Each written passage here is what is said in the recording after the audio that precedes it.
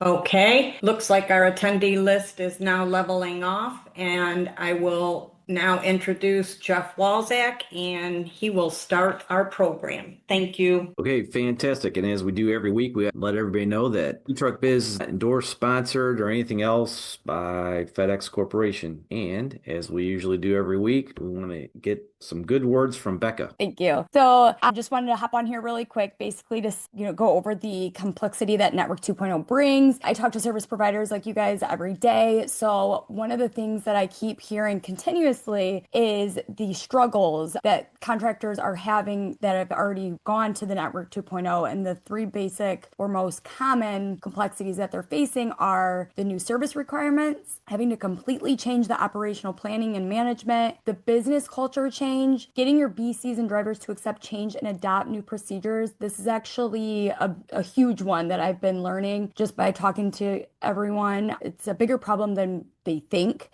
And then the financial consequences, of course. So increased density is coming at a cost. So it's causing serious problems for service providers like yourself. But FedEx cannot help you solve these problems. So that's what we're here for. And we not only have the tools that your drivers need, that you need, but we also have the coaching. We can tell you how to approach certain situations and struggles that you may be having.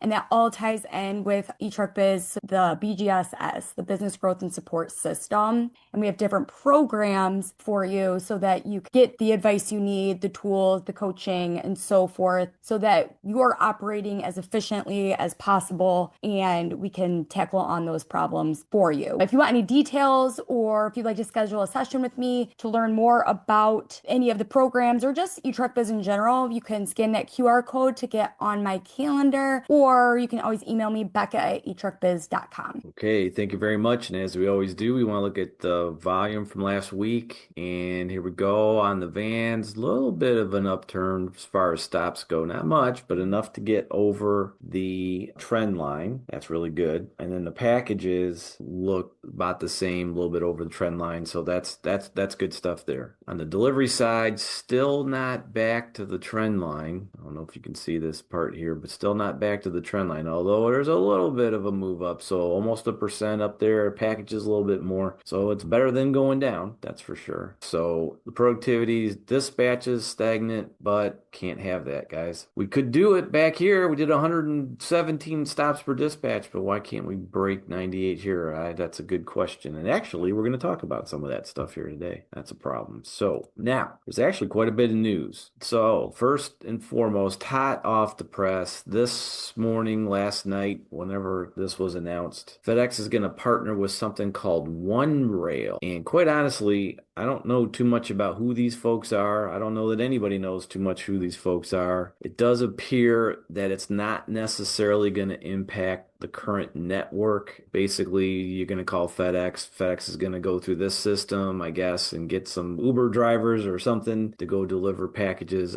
You got it. That's the hot thing this week or this morning. And then this last week, FedEx announced their Q3 earnings. Let's just take a little bit of a look at this real quick. There was 24 billion in revenue. That's 8% up year over year. So that followed basically what we were looking at before in our graphs as far as being over the trend line as far as volume and whatnot. Not necessarily now. Remember, this is backwards looking. But look at that. 525 a share. Beat expectations by 28%. Holy smokes. And the earnings per share beat of 27.7%. Some good stuff there they also raised their fiscal year 26 guidance, or they sustained the confidence. They said, look, yeah, this is going to keep going for a while. That's some good stuff. If you're a shareholder, again, revenue was up. Earnings was a beat. Peak season, they were talking about peak season being the most profitable ever. Not necessarily the record amount of packages ever, but the most profitable peak ever. They raised the guidance, and then there's a lot of focus on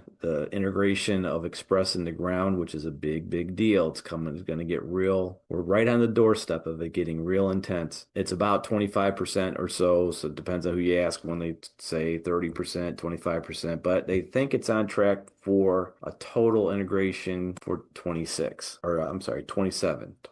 Those of you, there are some of you that are new to the FedEx space here, so let's try to go through this real quick. What's 2.0 all about? Network 2.0, it's putting the Express into the ground operation. And the reason to do that is to save a lot of money. They've closed a lot of terminals, mostly on the Express side. And quite honestly, the contractors provide the low-cost operation or low-cost alternative in the last mile industry to deliver packages. So there's a lot of cost savings that can be had there by FedEx. The ground folks are having to learn how to do time-definite deliveries, pickups, and as we just said, full implementation by 27. Started in 24, picked it up a little bit in 25, 26, it's about 25% complete. Record profitability confirms early integration dividends. So what does strong earnings mean for contractors? So we've said this over and over. A lot of you come to this webinar or watch it on YouTube all the time. We've said it many times. Yes, it's hard. Yes, it's more complex, but there's a lot of opportunity. Look at those earnings. I know you're going to say, well, I don't have earnings like that in my business. Well, stick around. One of the things too is multi-facility operators. A lot of you already know this. They're going to look real hard for getting folks to be multi-facility operators, which is a big deal. And of course, the efficiency gap is widening. Time-definite delivery focus raises performance floor across the system. Efficient contractors, those investing in routing technology, driver retention, and compliance are pulling ahead. And that is true. Some folks out there are doing very well. So the key takeaways here is there's some opportunities for you, right? If you want to embrace the additional volume, the additional revenue that comes with that volume, if you'd like to see about getting into multi-facilities, or this is actually even a good time to get into the business actually, but the window is going to close after a while. In a couple, 3 years, you're going to see something else happen.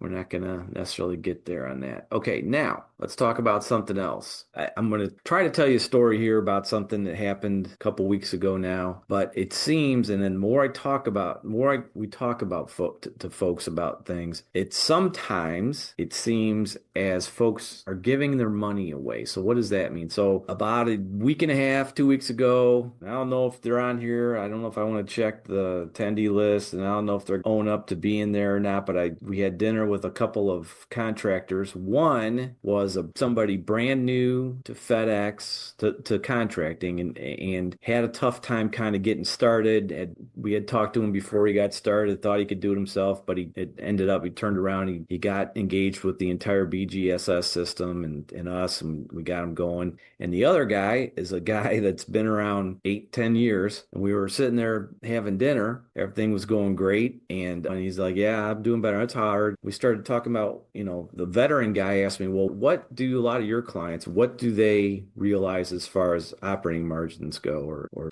profitability? How well did they do? And of course I said, well, we have them all over the place. We have them from just barely getting by or worse, but then we take them and turn them into getting them to the point where they can make 10% plus margins on the business. And of course, he got very upset. No way does that happen. You cannot do that in this business. It's no way can that happen. So our new guy sat there listening. He didn't say anything. And it's interesting that he said, no way this is real. So when the veteran contractor dismissed the idea of 10% margins, then I pulled up on my phone, I pulled up one of our daily dispatch yield, and what that is, you can see how you did, not just from a operation standpoint or how many packages and stops and whatnot that you did the previous day, but you can see your profitability, what it cost. In this case, exactly what it cost for each dispatch you made the previous day. We showed it to him. He's like, no way, this is bogus. There's no way this is happening. And then what ends up happening is the daily dispatch yield report that I pulled up was the other guy's. It was the guy that we just recently engaged with, and he was doing well, and he was brand new. And he's like, there's just no way. And the new guy says, well, that's my report, and it looks like it can be done. So, man, it was getting the current guy, the guy that says there's no way you can do this. There's just it'll never work. Blaming it. FedEx doesn't pay enough. They don't do anything. It can't be done. You're full of crap. It's right there. A new guy was doing it. The 8-year guy had some things. So some of the things that were going on here, the veteran contractor, he actually was telling us before we started, and that's actually how we got into the whole discussion about this anyway, about his cleanup routes. And we were trying to tell him, no, cleanup routes, you can't run cleanup routes. Oh, yeah, you got to run cleanup routes. You got to have, and here's 30 excuses and reasons why you got to have a cleanup route. Okay, great. Well, he has 2 of them. Of course, FedEx, it's FedEx doesn't pay enough. They're not paying enough. We try to tell him that he accepts inefficiency and stuff, and he just does what he does every day, and I guess it's okay. Well, he gets the results. Our new guy, to his credit, first thing, he got rid of his cleanup routes. I know you're sitting there saying, you can't do that. Yes, you can if you try. He knew, when I pulled up his daily dispatch yield report, he knew what I was going to show this other guy. He read it. He knows how he's doing it because he's watching it all in real time. And those of you that have been around a long time know this business can get out of hand real fast if you don't watch what's going on. So where are you giving your money away? Are you giving it away? What do I mean by giving it away? Are you running cleanup routes? We got to figure out how to not run those routes, folks. I know you're going to say it's just easier to run a cleanup route. Yeah, but then you're giving your money away. If you have to jump into the truck, it seems like it's a good thing, and maybe you do to fix some problems. You have to do that to fix some problems and whatnot, but you don't want to schedule yourself to run in the truck. That's one of the things we don't want to do. Poor route planning. We could probably have a 3-day web seminar on this, but those of you that let your BCs,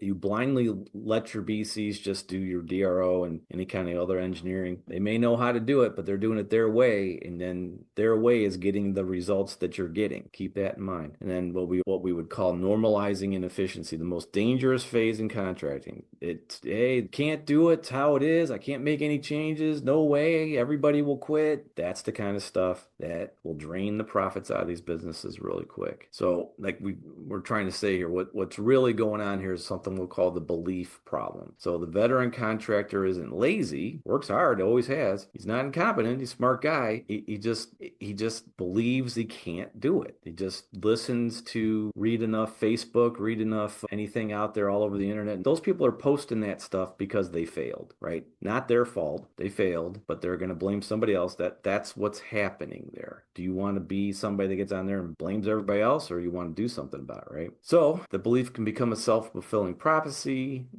Our guy needs to stop looking for, or you don't need to stop looking for a solution. He stopped testing new approaches. He stopped asking what if, and so his results stayed exactly where his beliefs had set the ceiling. If you believe you can't do it, then you're not going to do it. All right. Here's another thing. People want to say, well, I got to cut costs here, cut this cost there because I got to become profitable, and that's the only way to do it. You can't save your way to profitability running a last mile operation or even a line haul operation. We have to get rid of the 4 most expensive sentences in the contracting business. They feel like honest assessments, but they're actually excuses that keep you exactly where you are. FedEx doesn't pay enough. We would all love for them to pay more. That would be easy. We could get more revenue. We would find ways to spend it. So if money finds its way away from you one way or another, more money will find more ways to get away from you, right? Another thing is I can't afford any help. You can't afford not to get help. The cost of staying stuck is far greater than the investment in fixing it. Sometimes you got to spend some money to fix some things, right? Got to keep that in mind. Costs are too high. No question about that. Everybody's costs are high. Now, fortunately, inflation's been slowing down a little bit, but it hasn't stopped. There's still a little bit of inflation out there, so your costs still are going up. Right now, fuel's an issue for sure. But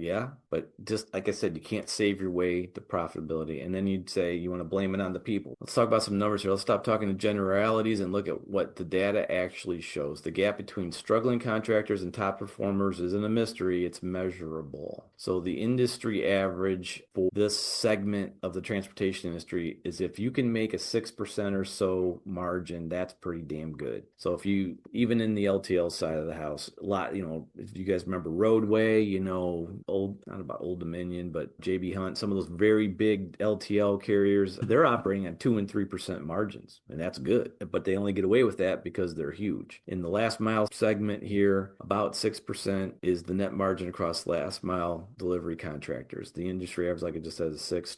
People struggling are at 1% or so is profit margin for those folks about 3%. Most 3% of them break even, and it's hard when you get started, no question about it. But our customers average well above 6% for sure, and we have folks that tip the scales up in the upper teens. And I would hate to tell you that there's some that do better than that, and there's occasionally they do better than that, but it's pretty good stuff there. So what changes everything? High performing contractors don't get lucky. They build repeatable systems that drive consistent results regardless of market conditions. So as we said, here's some of the keys here. Daily performance tracking. I know a lot of you track a lot of things. You for sure track service. Why? Because FedEx holds you accountable to service. So you track that, but you got to track some other things. You got to track what's going on in the trucks, right? Route optimization and smart planning. It's all kinds of, everybody and their brother's got an optimization tool out there now. That's great, but if the drivers are taking their tablets and running the routes how they want to run them, which you let them do that, because if you don't, they'll quit. So you let them run it how they want to run them, folks.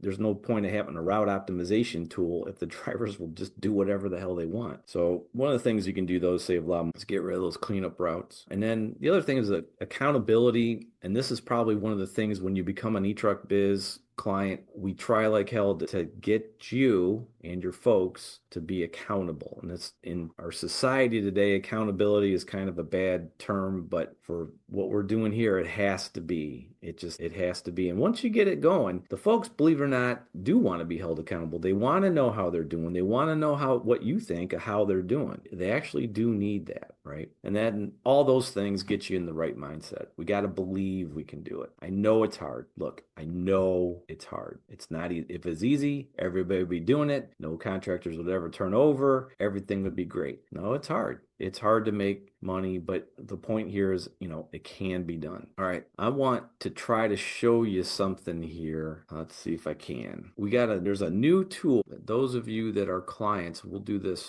for you. If I can figure out how to do this. And then if you're new or not an eTruckBiz subscriber, you can just go on our website and make an appointment with Becca. But the point of this tool here is to see, let me just show it to you. So this is the dispatch economics calculator. What this means is, okay, what's my typical stops per dispatch? So in this case, I'm showing 120. How many packages do I average per dispatch? 180. What's my e-commerce stop mix? 60%. It's going to give us a little bit of stuff there. And then based on some settlement rates that I'll get to here in a second, here's our revenue per dispatch breakdown. So I know this is a little high for some of you out there, but this is actually somebody's real data. So in this case, yeah, they do drive a lot of miles, but they're up around 735. We can put in all your different settlement rates in here, e-commerce, large package, the whole match, fixed charges, weekly service charge, brand, and then how is your fleet configured, total vehicles, how many vehicles do you usually dispatch? Now here's one of the things, folks, we've already made this. Watch here. Watch how many dispatches per day per vehicle. Well, Jeff, I only send them out once a day. You're not gonna in the pretty soon future, but you can have up to 3 dispatches for a truck per day. What's going on here? These numbers come from your budget exercise. A lot of you on here went through our budget exercise, or if you're a Budget IQ client, we go through it with you periodically, depending on if you have a new contract or something changed in your CSA. Those of you that have been through this know what it is. Here's the thing, okay? Where are we giving our money away? How many of you out there pay by the day? Okay, good job. How many of you pay some sort of bonus on top of that? And we hear everything from no bonuses, which our guy I was talking about in the beginning of the presentation, he got him down to no bonuses. We have other people that have the most elaborate bonus programs on the face of the earth. And if one of those bonus programs worked, everybody'd be doing it. Nope. Everybody's got different bonus plans. But let's say I've got my average revenue per dispatch this, my expenses per dispatch is this, my EBITDA per dispatch is that. What happens if I start paying $1 to one driver bonus wise? Those bonuses are great, right? Okay, good. Well, that's okay. I can do that because my profit only 4 cents. I can afford that. That's a good job. Well, what if my bonus program, my crazy ways I get there, amount to $20 per person. Maybe that's probably what happens. And in this case, we said back in the other page, it was 25 drivers. Well, now you're talking about this EBITDA. Whoops. Anyways, look at that EBITDA per dispatch. Okay, I can do that. I can pay bonuses. I can pay people per day and then throw whatever under the sun bonus. You can do that, but just know when you do that, you're eroding, you're giving your profit away. FedEx doesn't, let's put it this way. Does FedEx pay extra because you have a bonus program? No, they do not. So if you have a bonus program, where's that money coming from? It's not coming from FedEx because they didn't budget you to have that. That comes out of your profit, what you're paying folks, right? The other thing is, how many of you out there have trucks coming back at 2, 3 o'clock in the afternoon? Well, I let him come back at 2 o'clock in the afternoon, Jeff, because he goes out there and does 200 stops and everything's great. And that's all I can ask anybody to do. If I ask him to do more, he's not going to, no way, that's not going to happen. They're going to quit. Something bad's going to happen. Well, guess what? That costs you money. So let's, for fun, say I let the trucks come back an hour and a half before the operations window expires. Those of you that have been in this business a long time know that you have an operations window from basically a planned. Now, okay, I understand terminal gets me out late. Everything bad happens. Got it. But there's a planned operations window, usually from 9:30-ish to 5:30-ish. And there's parts of that don't mesh with what I'm saying. But just if we let them come back at 3:30, and they could have been out there till 5, what that means is I'm eroding each dispatch by another $27 because of what the truck could have otherwise done and should have otherwise done. And as you can see, here's our planned EBITDA. That's fine. But look what happens more and more we do stuff, that there goes our profits. And then good old cleanup routes. So how much does a cleanup route cost? Don't know. Well, it costs about as much as their other routes. So let's, for fun, in this case, we'll just for fun say $250, and we're going to put one of them out there every day. So now that eroded my EBITDA per dispatch another $10. So I started out with 132. That's what I should have been doing. I'm down here to 93. I could play this more and see how much more. I'm still okay, but this game isn't about okay. It's about trying to make that extra percent or 2 or 3. And that's where it's going, folks. And I'm not just trying to tell you, oh, everything's wrong. We're just trying to show you when you make these decisions, when I decide to pay bonuses, when I decide to let people come back early, when I decide to run cleanup routes, it has a financial impact on your business. Okay. Yeah. So does FedEx not paying us enough and everything else. Yes, that does too. There is another part of this. Maybe we'll do it next week where, okay, what happens if what if I do some good stuff and make my drivers more productive, or I do things to make things more productive? There is another side to this, but I want to leave it there today. That's what today's topic was. So I don't know who hung in there for this whole thing. And if there's any questions, it seems to be something in here. Here's a chat. I keep hearing that Savannah, Georgia terminal goes through contractors a lot. The common denominator is they can't find people to hire. To put things in perspective, you put an ad on Indeed in Florida, you will have 300 applicants in 1 week. In Savannah, you only get 5 applicants. How do you recruit in that kind of market? Yes, sir. So it's my understanding we do recruit in Savannah. We do, yes. I mean, each situation is a little different, but if you're in the same area, it really comes down to, I hate to say it, but pay. If people aren't applying for your job, there's likely better opportunities out there. So you just need to make your position look more appealing than others. So that could be pay, it could be benefits, just making your ad look like you're just a greatest company to work for. So there really is no secret other than just try to make your ad as more appealing than the competition of the job market out there. You're not going to ever get that level of applicants you do in Florida.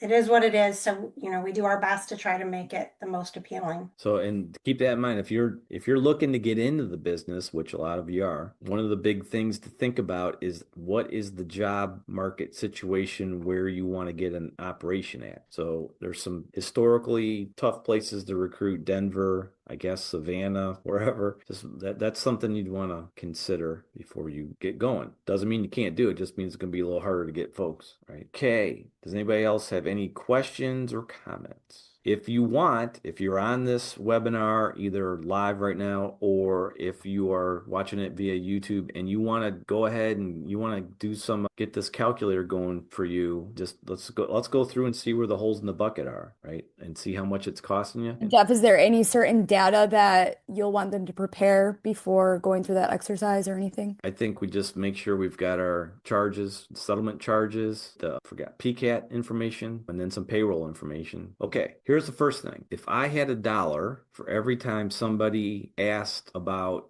the DRO being off, I could retire. It would be great. So here's the deal, and this is something, it's actually something coming up very soon in our system. But when you look at your volume, it pretty follows a pattern, does it not? You know what your heavy days are going to be. You know what your light days are going to be. It's easy to, weekend days are easy, but during the week, but you want to look at during the week, and then what did I do last year at this time? What did I do last week? What did I do last 6 months? You can come up with a historical number to really start your planning from. Is it going to be right on the money? Nope. But I'll bet you that your historical volume numbers come in a lot closer than anything in the DRO. And to completely rely totally on DRO forecasts, that's not, the veterans will tell you need to use your historical, at least start with your historical volume. Then if the DRO looks really heavy for some reason, well, maybe you ought to keep that in mind, and maybe you got to keep something in the back pocket. But most folks do very well just using their historical volume, at least for a starting point. We know, everybody knows the DRO numbers are off. Question is, are they going to be off today, tomorrow? Who knows? Stuff happens out there with the data, and it is what it is. And that's kind of what we're saying. We can't just say, oh, the DRO is going to be wrong every day, so I can't plan my operation, so there's nothing I can do about it. What you can do about it is try